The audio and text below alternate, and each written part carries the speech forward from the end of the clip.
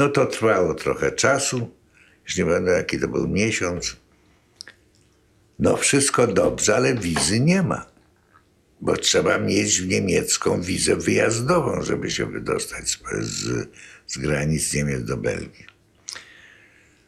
No ale była taka sytuacja, że on już się nie mógł ukrywać, nie miał gdzie, nie miał jak, było ciągle zagrożenie, że tu go aresztują. Tu go... Zdecydowano, jedź. On miał jakiś, już tam w Berlinie to była już taka, już był ten hitleryzm taki, że ta socjaldemokracja w ogóle nie istniała. Ale jakiś adres tej socjaldemokracji został, tej ujwińskiej.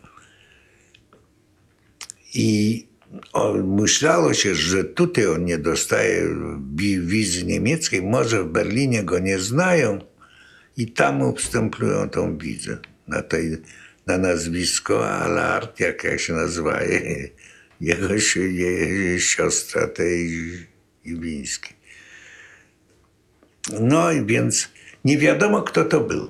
Więc do dzisiaj nikt nie wie, właściwie ci historycy szukają, kto byli ci ludzie, o których on się zatrzymał w Berlinie, ale nie wiadomo, kto to jest.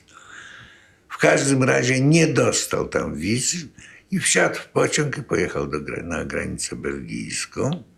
I tam oczywiście go zdjęło gestapo, bo bez wizy, co to za tego.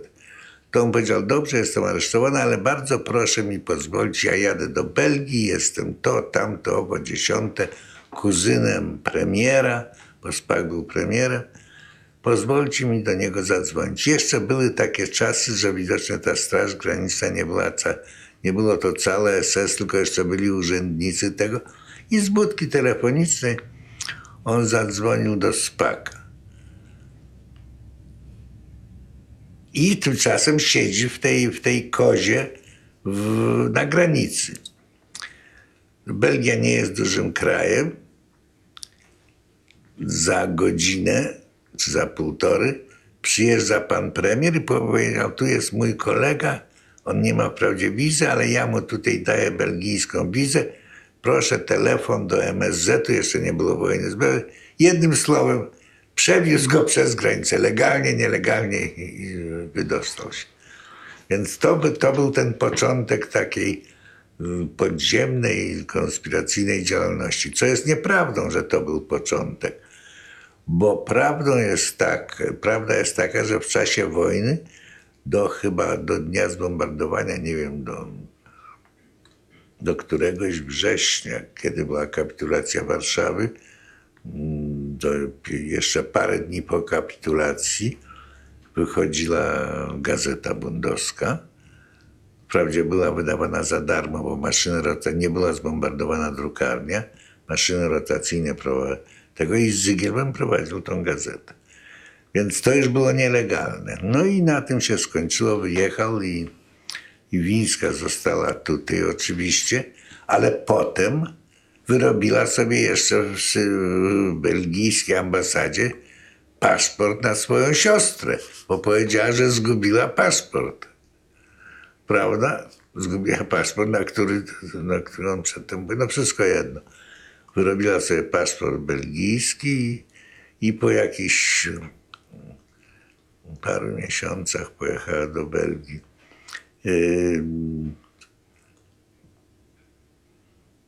Całe bombardowanie przeszła w Warszawie. Ten cały dom elektoralny na 4 to się koło niej grzał, bo no tak to było. Tam były porody, co tam się nie działo. Tutaj niemowlęta u niej w domu, matki karmiące. Strasznie tam było w tym mieszkaniu. No ale jeszcze jako tako było. I Zygielman po wygłoszeniu tego przemówienia wyjechał i z bundu zostały, właściwie wtedy był Abrasza Blum, który został, od razu się zdecydował kiedyś, którego 7 września wszyscy tam wychodzili, że on zostaje jako ten pełnomocnik bundu, bo był takim nieznanym działaczem publicznym i tak dalej i mógł zostać. Już nie pamiętam, skąd się Bernard wziął, ale wrócił Bernard Goldstein. Był w każdym razie, ale on był zakonspirowany i nie wychodził na ulicę, był bardzo znaną postacią. to on jedyny był, który się ruszał. Więc to się zaczęło. No ale to był... Jeszcze Orzech był, prawda? Nie, on przyszedł później. On przyszedł z Litwy chyba, nie wiem skąd przyszedł. Na początku. No, nie pamiętam kiedy, ale on chyba od pierwszych dni go nie było. W tym okresie go nie było. On przyszedł, on był, ale nie wiem, może w grudniu, może w styczniu później. Tak to się działo.